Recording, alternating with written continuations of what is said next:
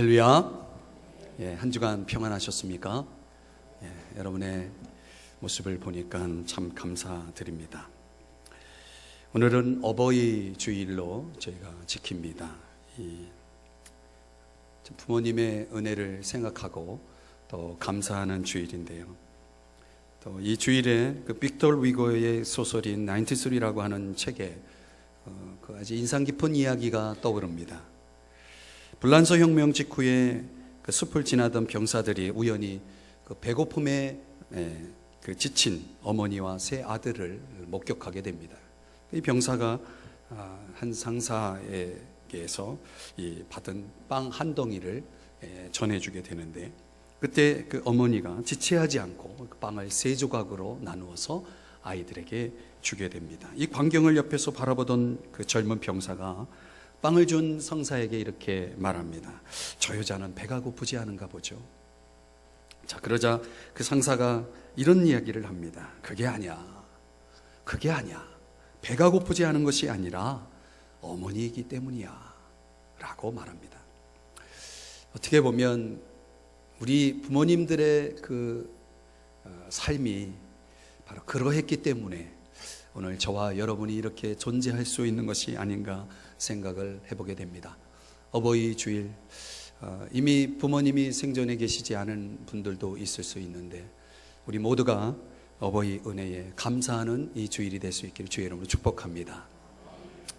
어떤 사람의 이야기를 여러분에게 소개하면서 오늘 말씀의 주제 기적강의 19번째 시간을 여러분들과 같이 함께 말씀을 묵상하며 은혜를 받고자 합니다.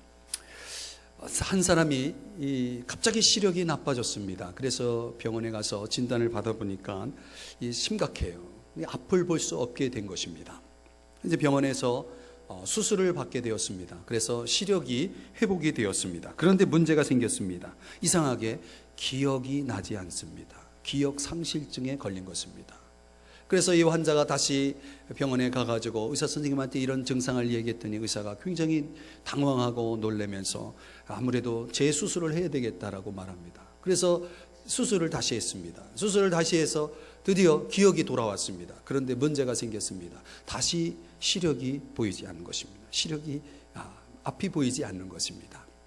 그러자 의사는 어쩔 수 없다고 하는 그런 생각으로 환자에게 이렇게 물었습니다. 양자택일을 해야겠습니다. 어느 쪽을 택하시겠습니까? 시력입니까? 과거에 대한 기억입니까? 여러분도 대답해 보시기 바랍니다.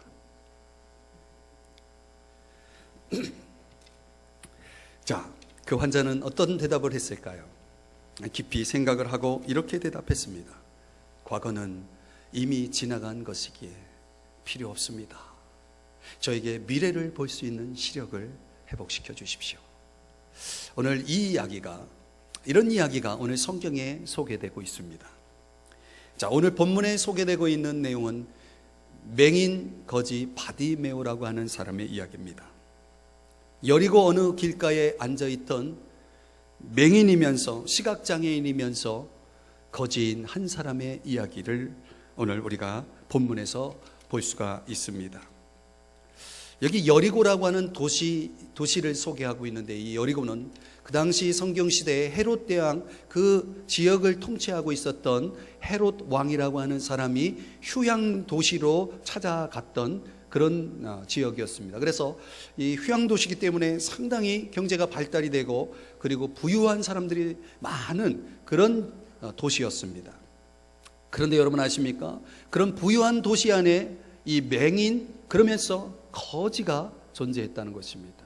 이 공경에 빠진 이 사람은 그 부유한 도시에서 제대로 그의 삶에 있어서 돌봄을 받지 못하고 있었다라고 하는 것은 마치 우리 시대를 보여주는 것 같지 않습니까?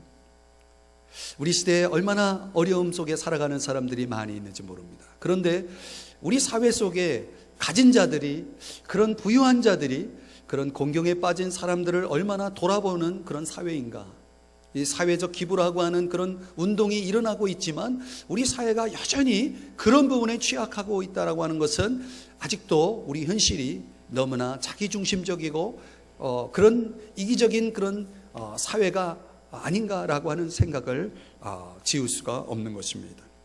자, 그 시대에 이 공경에 빠진 많은 부유한 사람, 이 공경에 빠진 사람에 대해서 많은 부유한 사람들은 무관심했습니다. 레위기 25장에 보면은 그런 사람들을 돌보아 주라는 말씀은 있었지만 많은 사람들은 그 말씀대로 살지 않았다는 것입니다. 어떤 면에서 보면 맹인입니다. 앞을 보지 못합니다. 그리고 아무런 경제력이 없습니다. 제로입니다. 이런 사람은 우리가 일명 이렇게 말할 수 있습니다. 한번 따라합시다. 희망이 없는 사람. 희망이 없는 거죠. 그런데 여러분, 희망이 없는 이 불행한 사람이 세상 가치 기준으로 볼 때는 아무런 희망이 없는 이런 불행한 사람이 어느 날 기적을 경험함으로 인해서 전혀 불행하지 않은 사람이 되었다는 사실입니다. 어떻게 이 바디메오라고 하는 사람이 그 불행을 극복하게 되었을까요? 오늘 성경 묵상을 통해서 여러분들과 같이 크게 세 가지의 요소를 발견하게 됩니다. 함께 묵상하면서 은혜를 받고자 합니다. 첫 번째로는요, 그에게 구세주를 기대함이 있었다는 것입니다. 한번 따라 하실까요? 구세주를 기대하자. 일본 소설 아끼루라고 하는 제목의 책이 있는데요, 그 아끼루라고 하는 단어는 뭐 일본어를 잘 모르지만 산다라는 뜻이래요. 산다. 근데 그 소설 속에 등장하는 아주 재밌는 이야기가 하나 소개되고 있습니다. 그게 25년 동안 시청에서 근무하는 아주 성실한 한 사람의 이야기가 소개되는데, 너무나 성실했어요. 그리고 아주 건강에 전혀 문제가 없었는데 어느 날 병원에 가서 진찰을 받았더니 위암이라는 판정을 받게 됩니다. 그것도 위암이면 뭐 요즘은 수술이 가능하잖아요. 치료가 가능합니다. 그런데 의사가 하는 말이 당신은 이제 6개월밖에 살지 못합니다라고 하는 그런 사형 선고와 같은 그런 판정을 내립니다. 그래 이 사람이 생각해 볼 때 그렇게 성실하게 25년 동안 공직에서 근무하고 건강하게 전혀 문제가 없다라고 생각하면서 생활했던 사람이 갑자기 6개월밖에 살지 못한다고 하니까 이 사람이 얼마나 충격을 먹었겠습니까? 충격을 받았겠습니까? 그러니까 이 사람이 이제 그 말을 듣고 나서는 모든 게 다 귀찮은 거예요. 귀찮고 직장에도 가고 싶지 않고 먹어도 배부르지 않고 술집에 가서 술을 마셔도 전혀 자신의 이 고통의 문제를 어떻게 풀 수가 없는 거예요. 그렇게 절망하면서 지내고 있는 동안 어느 날 그러다가 어떤 꽃을 파는 아주 불쌍한 어린애를 만나게 됩니다. 그리고 그 어린애랑 같이 이야기를 나누게 되면서 말동무가 된 겁니다. 말동무가 된 겁니다. 그래서 이야기를 나누는 내용이 이런 내용입니다. 얘야, 내가 이제 6개월밖에 살지 못한단다. 이런 이제 슬픈 얘기를 이렇게 지금 꺼내고 있으니까 그 아이가, 이 철없는 어린애가 이렇게 대답하는 겁니다. 그래도 6개월이 남았잖아요. 이 철없는 아이의 이야기를 가만히 생각해 보니까 6개월이 있잖아요 라는 이 말이 이 사람에게 아주 쇼킹하게 들려온 것입니다. 그러면서 이 사람이 맞아, 6개월밖에 없는 게 아니라 6개월이 있잖아, 이런 생각의 전환이 일어나면서 새로운 용기를 갖게 돼서 6개월 동안 내가 뭘 할까, 좀 귀중하고 의미 있는 일을 해야 되겠다 해서 한다라고 하는 그런 내용의 스토리입니다. 뭐 간략하게 여러분에게 소개했지만 이 이야기를 여러분이 들으시면서 무슨 생각이 듭니까? 삶이라고 하는 것은 어느 누구에도 예외 없이 남은 것이 있다는 것입니다. 저는 그 남은 것을 희망이라고 생각합니다. 여러분, 모든 것을 잃어버렸습니까? 그들에게도 희망이 있을까요? 이 맹인, 거지인 바디메오에게도 그런 면에서 보면 그에게는 모든 것을 잃어버린 사람입니다. 그런데 여러분, 그에게도 기대는 있었다는 것입니다. 기대는 남아 있었다는 것입니다. 무슨 기대일까요? 구세주에 대한 기대가 있었다는 것입니다. 예수를 만난 사람은 다 변화가 될까요? 아닙니다. 예수님을 만나는 사람들에 대해서 우리가 생각을 해보면 대부분 변화된 사람들의 경우를 보면은 특징이 있습니다. 변화된 사람들에게는 언제나 그들에게 공통점은 예수님에 대한 믿음이 있었다는 것입니다. 여러분, 예수님을 만난 수많은 사람들이 성경에 소개되고 있는데 그 많은 무리들이 예수님을 만났습니다. 그러나 별다른 기대 없이 그냥 의미 없이 예수님을 만난 사람에게는 어떤 일도 일어나지 않았습니다. 그러나 어떤 기대를 걸고 주님 앞에 나와 주님을 만난 사람들에게는 여지없이 그들은 다 변화가 되었다는 사실입니다. 예수님의 고향이 어디냐면 지리적으로는 나사렛이라고 하는 동네입니다. 그 나사렛이라고 하는 동네에서 그렇게 많은 기적을 행하신 예수님은 동네에서는 기적을 별로 행하지 않았다는 것입니다. 그 성경의 그 이유가 뭐냐, 이렇게 성경에서 기록하고 있는 내용을 보니까 그것은 그들이 예수님을 믿지 않았다는 것입니다. 왜 믿지 않았을까? 성경은 그렇게 얘기합니다. 그가 요셉의 아들이라고 믿었기 때문에 그렇습니다. 요셉의 아들이라고 생각했기 때문에. 요셉은 목공입니다. 목공의 아들로 성장하는 것을 동네 사람들이 다 봤습니다. 그런 예수님에 대한 자신들이 가지고 있는 편견과 고정관념이 예수님이 기적을 행할 수 있다라고 하는 그런 분이라고 하는 사실에 대해서 그들에게는 어떤 기대가 없었다라고 하는 것이죠. 여러분, 기대가 없는 곳에는 예수님의 기적도 없는 것입니다. 과거 청교도들의 그 역사를 보면은 그들에게 있어서 토요일은 굉장히 중요한 날이었다고 합니다. 토요일은 어떤 날이냐면 설레는 마음으로 주일을 준비하는, 이 하나님 앞에 오늘처럼 이런 주일을 준비하는 날이었다고 합니다. 하나님의 백성이 함께 모여 예배드리는 그 날, 그 시간은 그들에게 있어서 최고의 기쁨이었다는 사실입니다. 그래서 그들은 주일을 기다리며 준비하고 주일의 아침이 되면 아이들과 손을 잡고 함께 교회당으로 가서 살아있는 하나님의 말씀을 들으며 신앙교육을 받는 그런 시간을 가졌다는 것입니다. 저에게 어제 어떤 분이 오셨는데, 우리 교회가 이제 주중에는 카페 운영을 하고 있습니다. 뭐 주일에도 하지만 카페에서 아주 커피를 좀 맛있는 커피를 즐겨 드시던 한 어머님이 계셨는데, 그 초등학교가 앞에 있어서 초등학교 학부모들과 모임도 많이 갖고 손님들을 많이 데리고 오신 분입니다. 그래서 제가 그분을 잊지 않고 기억하고 있는데, 아주 오래됐어요, 저희 교회에 못 오신 지. 그래서 오랜만에 오셨기에 너무나 반갑게 인사를 했습니다. 왜 이렇게 오랜만에 오셨냐고 물었더니 그분이 하는 말씀이 이래요. 놀 곳이 많아요, 그러더라고요. 그래서 제가 그분의 이야기를 듣고 무슨 생각을 했냐면, 그때만 해도요, 저희 교회가 입당할 때만 해도 이 지역에는 갈 곳이 별로 없었어요. 겨우 이 파리밖에도 빵집이나 요게 좀 한두 군데 좀 있어가지고 갈 곳이 없으니까 학부모님들이 우리 교회 카페에서 이용을 많이 했죠. 놀 곳이 많대요. 그래서 제가 그렇구나, 놀 곳이 많아서 교회를 안 오시는구나. 무슨 얘기예요, 여러분? 여러분, 우리가 예배에서 진정한 축복을 경험하기 위해서 저와 여러분에게 필요한 것은 뭡니까? 자세가 중요하다는 거예요. 사실 우리가 몸은 교회에 왔어도 죄송하지만 여러분의 마음과 생각 속에는 지금 이곳에 없을 수도 있습니다. 몸은 여기 와 있지만 말이죠. 빨리 끝나고 어디 또 가기로 약속이 돼 있는 분은 목사님 예배 빨리 끝나고 가야지, 그리고 그런 생각을 하면서 시간을 지금 보내고 있을지도 모르겠습니다. 여러분, 사람이 무엇을 기대하며 교회에 출석하고 있는가가 굉장히 중요합니다. 여러분, 똑같이 이 자리에 와 있어도 어떤 사람에게는 이 시간이 좀 지루한 시간이 될 수 있는 것입니다. 취침 시간도 될 수도 있고요.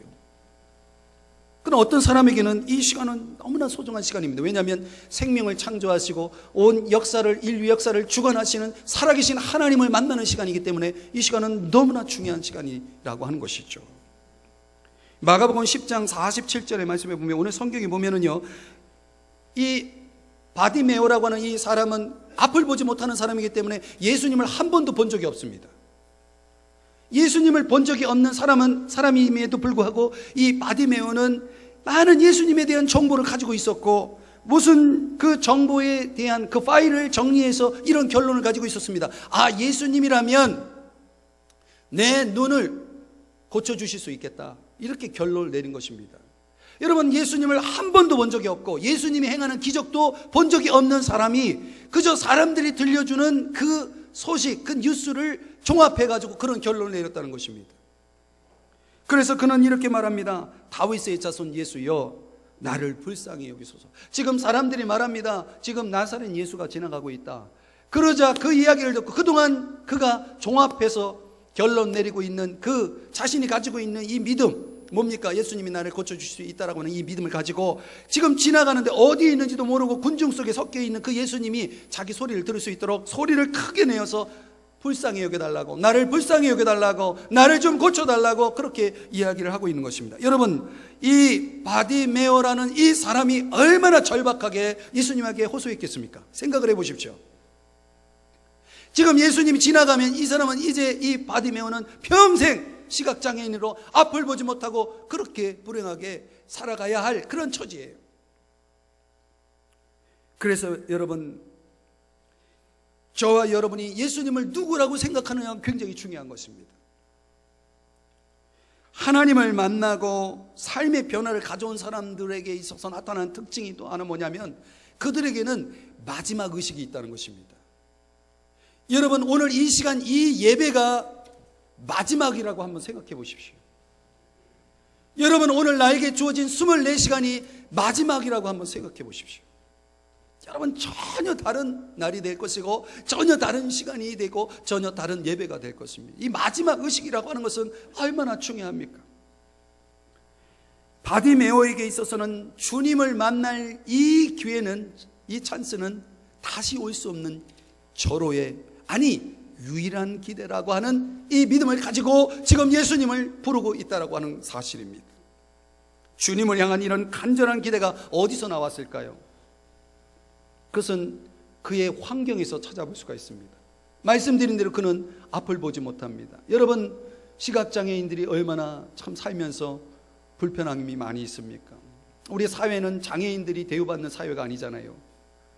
그래서 가는 곳마다 불편한 곳이 많습니다. 어디에 그렇게 삶의 불편함만 있었겠습니까? 경제력이 없으니까 거지로 살았다는 것입니다.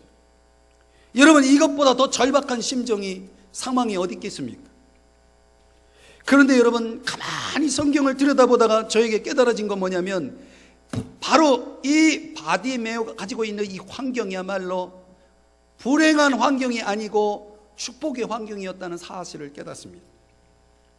여러분, 육신의 눈이 멀쩡해가지고 예수님을 지금 따라가고 있는 수많은 무리들이 아닌 앞을 보지 못하는 바디메오에게 기적이 일어났다는 사실입니다. 그 많은 무리들은 예수님을 따라갔을 뿐이지 예수님을 그렇게 절박하게 간절하게 기대하고 찾지 않았다는 것입니다. 누가, 그 수많은 무리들 중에 누가 예수님을 간절히 찾았는가라고 하는 사실을 오늘 성경에서 보게 되는 것이에요. 누가 간절히 찾았습니까? 여러분, 우리는 다 바디메오가 될 필요가 있습니다. 바디메오가 되지 않고는 주님을 간절히 찾지 못할 사람들이 너무나 많습니다. 건강하기 때문에, 부유하기 때문에, 똑똑하기 때문에 주님을 간절히 찾지 않는 사람들이 많습니다. 그러나 여러분, 생각해 보세요. 아무런 희망이 없는, 희망이 제로라고 하는 이 바디메오에게는 주님 외에는 다른 방법이 없었다는 것입니다. 그럴 때 주님을 간절히 찾는 것이고, 그렇게 간절히 나를 찾으면 내가 만날 것이다 라고 말씀하신 것처럼 우리가 주님 앞에 그렇게 간절함으로 나오면 주님을 만나는 것입니다. 기적이 일어나는 것입니다. 이제 6월이면 월드컵이 시작되죠. 여러분, TV에서 브라질 월드컵 그 준비 상황을 이렇게 쭉 화면에서 보여주면서 그 펠레 축구 경기장이 있습니다. 거기에 그 축구 경기장을 이렇게 내려다볼 수 있는 그 산이 있는데 그 산 꼭대기에 아주 큰 대형 이 상이 있습니다. 그리스도의 상이라고 말하는 예수상. 여러분, 혹시 보셨습니까? 지금 계속 보여주고 있잖아요. 그런 것도 안 보셔요. 그게 이제 그 그리스도의 상, 저도 뭐 가본 적은 없는데 어느 책에 보니까 그런 내용이 소개돼요. 그 그리스도의 상이 얼마나 큰지 아무리 눈을 크게 뜨고 보려고 해도 다 보이질 않는답니다. 그런데 한번 나중에 갈 기회가 있다 그러면 한번 여러분 그렇게 한번 해보세요. 가이드가 이렇게 하면 보인다는 거예요. 어떻게 하면 보이냐? 무릎을 꿇고 위를 쳐다보면 다 보인다는 겁니다. 신기하죠? 눈을 들어서 아무리 보려고 해도 그 예수 상이, 그리스도의 상이 다 보이지 않는데 무릎을 꿇고 위를 쳐다보면 다 보인다는 겁니다. 신기하죠? 저는 그 이야기를 보면서 이런 생각이 들었습니다. 아, 그렇구나. 무릎을 꿇어야 보이는구나. 여러분, 왜 예수님을 만나지 못할까요? 왜 예수님을 경험하지 못할까요? 무릎을 꿇지 않았기 때문에 그렇습니다. 간절하지 않기 때문에 그렇습니다. 나의 부족을 절실히 깨닫고 겸손하게 주님 앞에 엎드리면 바디메오처럼 우리 주님을 만나게 되는 것입니다. 그에게 있어서는 그런 기대가 있었다는 사실입니다. 사랑하는 여러분, 여러분에게 그런 기대가 있기를 주의 이름 축복합니다. 그래서 매주일 그런 기대를 가지고 나오면 이 앞자리에 앉으세요. 이 앞자리에 앉으셔서 여러분의 그 간절한 마음을 주님 앞에 드리세요. 그러면 틀림없이 여러분이 평소에 드리는 예배와 다른 은혜가 있을 것입니다. 이건 틀림없습니다. 두 번째요, 오늘 이 바디메오의 그 불행이 어떻게 극복되는가 봤더니 한번 따라 하실까요? 사람들의 비난을 극복하자. 여러분, 여기 마가복음 10장 48절 오늘 성경 여러분 펼쳐져 있는 분들을 한번 보세요. 거기 보면 이런 말씀이 나옵니다. 많은 사람이 꾸짖어 잠잠하라 하되. 여러분, 바디메오가 지금 예수님을 간절히 찾고 있을 때에 그래서 소리 막 지르고 있었죠. 그런데 그 소리 지르는 것을 듣던 무리들 중에 어떤 사람들이 뭐라고 얘기해요? 조용해! 죄송합니다. 소리 쳐서. 이렇게 얘기했다는 거예요. 제가 이제 실현을 한 겁니다. 이렇게 팍. 조용히 해! 그러면 여러분 어떻게 해요? 알았어요. 조용히 할게요.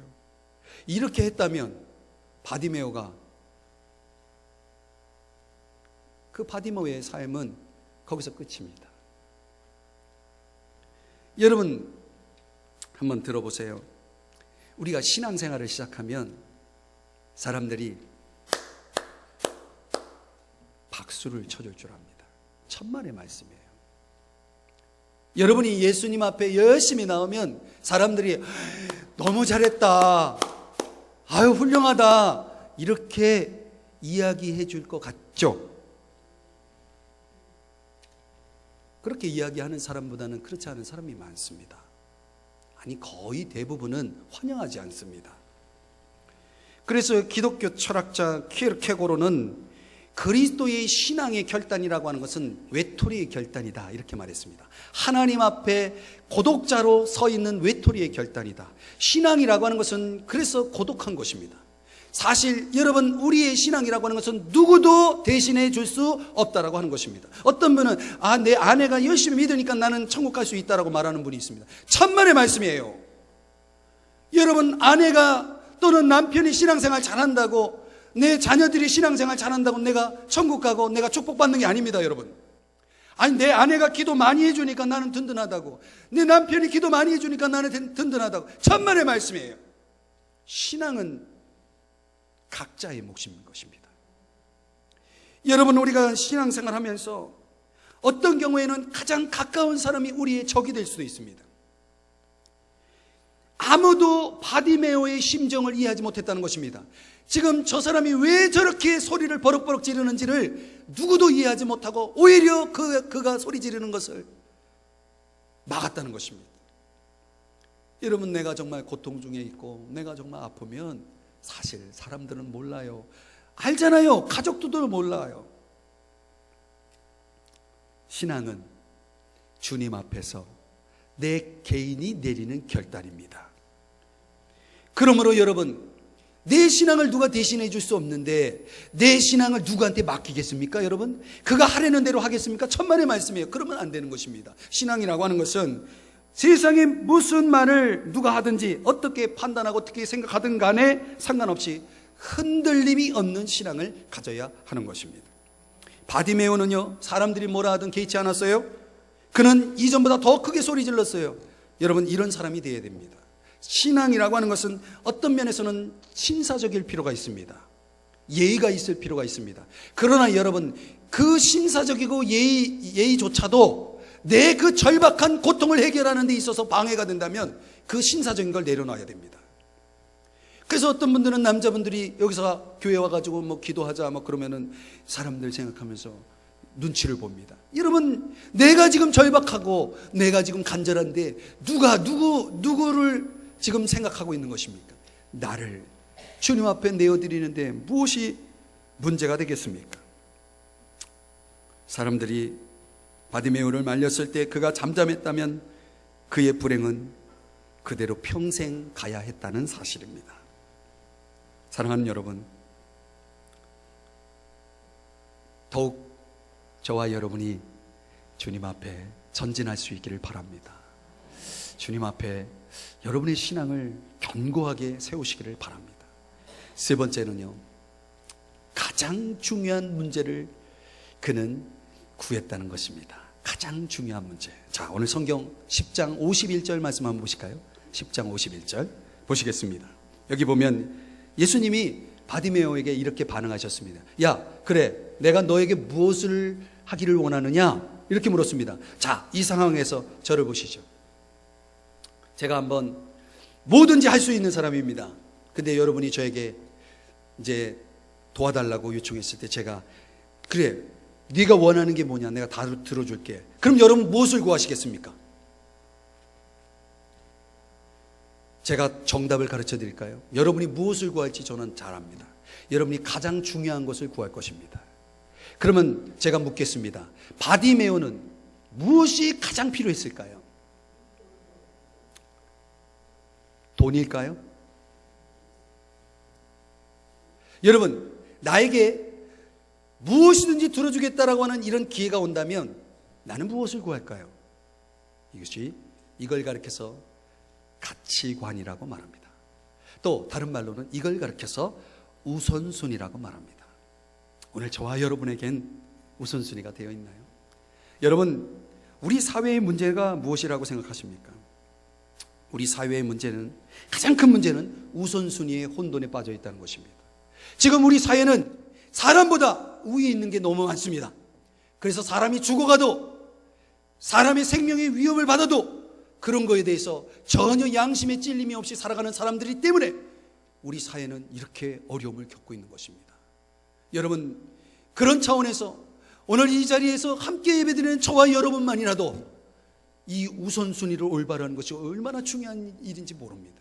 무엇이 중요하냐, 내가 무엇을 먼저 해야 하느냐는 참으로 중요한 것입니다. 우리는 가장 중요한 것을 구해야 될 줄 믿습니다. 어느 장군이요, 9살 난 어린 딸이 있었는데 그 귀여운 딸이 밖에서 놀다가 낯선 손님이 선물을 줬다고 막 좋아가지고 집으로 들어온 겁니다. 그 보니까 보석상자예요. 그냥 이 어린 딸이 그냥 너무 좋아가지고 어쩔 줄 몰라 하는데 그 장군 아빠가 딱 보면서 곰곰이 생각하다가, 얘야, 그 빨리 밖에 갖다 버려라, 이렇게 얘기합니다. 그러자 이 어린 딸이 막 울면서, 아빠는 이런 선물 나에게 준 적 있냐고 하면서 막 때렸습니다. 그때 아빠가 그 딸에게 이렇게 얘기합니다. 딸아, 아빠가 너 사랑하는 줄 알지? 네. 너 아빠 믿지? 네. 그럼 갖다 버려. 이 딸이 어쩔 수 없이 그 보석상자를 갖다 버렸습니다. 그리고 얼마 후에 그 보석상자가 꽝 하고 폭발을 한 것입니다. 이 보석상자는 그 장군을 암살하기 위해서 낯선 누군가가 그 아이에게 준 위장한 그 선물이었습니다. 시한폭탄이었던 거예요. 여러분, 어쩌면 우리가 포기하는 그 무엇이 우리를 살게 할지도 모릅니다. 오늘 마가복음 10장 50절의 말씀에 보면 이 맹인이 그의 유일한 전 재산인, 맹인이며 거지가 갖고 있는 그 유일한 재산인 겉옷을, 이 유대 문화에서는 이 겉옷은 이불로 사용하기도 하고 또는 바람을 막는 바람막이로 사용하기도 하고 일종의 그런 다용도로 쓰는 그런 재산, 아주 소중한 재산인데 그 겉옷, 마지막 최후로 가지고 있었던 그 겉옷을 내버리고 뛰어 일어나서 예수님께 나아갔다라고 성경이 말씀해 주고 있습니다. 여러분, 이것이 굉장히 중요한 것입니다.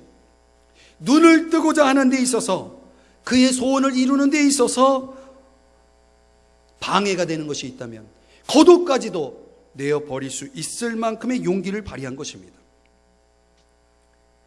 정신위생에 대해서 세계적인 석학인 이 데이비드 링크라고 하는 박사님이 계신데, 그분이 우리 인간이 안정을 위해서 4가지 균형이 필요하다라고 하면서 그가 그 논문에서 정신적인 안정을 가장 우선에 두는 그런 내용을 발표한 그런 자료가 있습니다. 그런데 그 정신적인 안정을 찾기 위해서 4가지가 있어야 된다는 것입니다. 사람이. 이건 우리가 좀 참고해 볼 만하기 때문에 여러분에게 소개합니다. 첫 번째는 일이 있어야 정신적인 안정이 있다는 것입니다. 사람이, 저희 아버지도 지금 80이 넘으셨는데 얼마 전에 그 취업이 됐다고 전화가 왔습니다. 그래서 그 취업이 무슨 취업인가 했더니 공공근로 해가지고 공원에 가가지고 이게 휴지 줍는 거, 그게 됐다고 너무 좋아하시는 거예요. 그래서 참 축하드립니다. 그래서 제가 식사도 사드리고 그랬습니다. 축하드리면서. 여러분, 사람이 일을 한다는 것이 굉장히 중요한 겁니다. 연세 드신 분 오늘 여기 와서 같이 예배 드리시는데, 우리 연세 드셨다고 가만히 계시면 안 됩니다. 뭐라도 해야 됩니다. 무리하시지 마십시오, 대신. 그런데 일을 한다는 것은 우리 정신 건강에서 굉장히 중요합니다. 두 번째는 뭐냐면 놀이가 있어야 된다는 거예요. 놀이. 우리나라 사람들 놀이하면 뭐가 생각합니까? 제가 어느 그 노인정에 가니까 거기 막 하는데 쩍쩍 소리가 나요. 쩍쩍. 제가 굳이 표현을 안 하려고 합니다. 이 설교이기 때문에. 무슨 아시는 분은 압니다. 쩍쩍 소리가 뭔지. 근데 놀이 문화가 없는 거예요. 우리 사회가. 놀이 문화가. 그래서 우리 아이들도 놀이 문화 그러면 요즘은 게임방으로 가가지고 달려가가지고 하는데, 사실 이런 이 부분에 있어서 우리 어른들이 이제 건전한 놀이 문화를 좀 만들어줘야 됩니다. 세 번째는 사랑이 있어야 된다. 러브. 사랑이 있어야 된다. 그리고 네 번째 가장 중요한 게 뭐냐면 예배입니다. 예배. 이 링크 박사가 정신 건강을 위해서 예배가 가장 중요하다 이렇게 이야기하면서, 즉 우리에게 있어서 가장 있어야 할 것이 뭐냐면 하나님을 만나는 예배가 있어야 된다, 이런 이야기를 하고 있는 것입니다. 사랑하는 여러분, 정신적인 안정을 위해서만 필요한 것이 아니라 우리 인간의 본래 모습은 하나님 없이는 살아갈 수 없는 존재인 것입니다. 그래서 우리 주님은 절대 필요자인 것입니다. 믿습니까? 성화 중에 헐맨 헌터라고 하는 분이 쓴 그린 화가 그림이 있습니다. 세상의 빛이라는 그림인데, 거기 보면은 한 사람이 등불을 들고 이렇게 문 밖에 서 있는데, 아주 오랫동안 굳게 닫혀 있는 그 문 앞에 서 있는 것입니다. 그리고 아주 덩굴이 아무렇게나 늘어져 있는, 그래서 아마 그 문이 사용된 지 오래된 그런 그 모습으로 그림이 그려져 있습니다. 근데 문이 오랫동안 닫혀 있는 겁니다. 근데 특이한 것은 손잡이가 밖에서 열고 들어갈 수 있는 손잡이가 없습니다. 왜냐하면 그 문은 안에서만 열 수 있는 문입니다. 이 그림은 무엇을 가르쳐 주냐면, 우리 주님은 내가 문을 열어주기 전까지는 들어오시지 않는 분이시라는 것을 보여줍니다. 오늘 우리에게 있어서 절대적으로 필요한 이 예수님을 우리가 필요로 하고 우리가 마음의 문을 열지 않으면 주님은 절대로 들어오지 않습니다. 왜냐하면 그분은 매우 인격적인 분이시기 때문에 그렇습니다. 사랑하는 여러분, 그래서 마음의 문을 열어야 합니다. 그래서 오늘 바디메오라고 하는 사람이 이런 가장 절박한 문제 앞에 그의 마음을 활짝 열고 달려왔을 때 주님은 기꺼이 그를 맞이해 주셨고 그의 삶을 바꾸어 주셨다는 사실입니다. 그리고 마가복음 10장 52절에 바디메오는 이제 그가 곧 보게 되어 예수를 따랐다, 이렇게 말씀해 주고 있습니다. 바디메오는 그의 시력이 회복되자마자 예수님을 따랐다는 것입니다. 사랑하는 여러분, 여러분은 바디메오처럼 주님을 따라가고 있나요? 어떤 사람이 도시에 나와서 공부를 했습니다. 그리고 이제 예수를 믿게 되었습니다. 그 은혜를 받고 그리스도인이 되고 나니까 이분이 이런 생각이 들었습니다. 야, 이 귀한 복음을 어떻게 나만 믿겠는가? 지금 내 고향에 아직도 교회도 없고 예수님도 믿지 않는 사람들이 많은데 아무래도 내가 고향에 가가지고 선교사로 그들에게 복음을 나눠야 되겠다 이렇게 생각하고 스승에 찾아가가지고 자기의 마음을 털어놓습니다. 그래서 스승이 이렇게 말합니다. 어려울 거야. 고향 가서 네가 예수님 전한다고 사람들이 듣겠냐? 그러자 이 사람이 말합니다. 괜찮습니다, 스승님. 조롱하지만 않는다면 만족하겠습니다. 아니야, 조롱할 거야. 아니, 욕도 할 거야. 그러자 그가 말합니다. 욕을 먹어도 괜찮습니다. 돌로 치지만 않는다 해도 저는 그럭저럭 괜찮습니다. 그렇게 얘기합니다.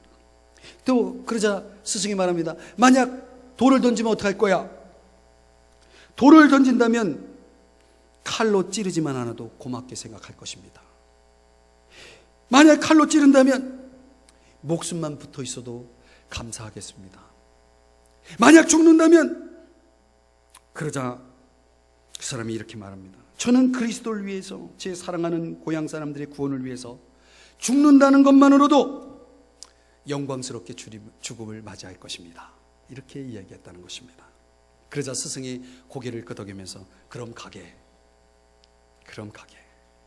사랑하는 여러분, 우리가 하나님 앞에 나오려고 할 때 사람들은 말합니다. 안 돼. 어려울 거야. 힘들 거야. 하지 마. 이렇게 저렇게 사람들이 이야기할지 모르겠습니다. 그러자 여러분, 우리가 생각할 것은 신앙이라고 하는 것은 예수님을 따라가는 것이다. 사람들이 뭐라고 얘기해도 내 신앙은 누가 대신해 줄 수 없는 것입니다. 여러분, 그렇기 때문에 저와 여러분의 삶의 주인이신 예수님을 우리 마음의 구주로 주님으로 모셔드리고 우리는 묵묵히 그분을 따라가는 것입니다. 그러면 주님은 우리의 삶을 바꿔 놓을 것이고 바디메오를 그렇게 했던 것처럼 위대한 기적의 삶을 출발하도록 주께서 인도하실 거라는 것입니다.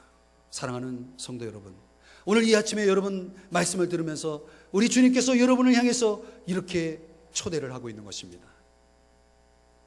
우리 주님 앞에 나오라고, 그리고 그분을 따르라고.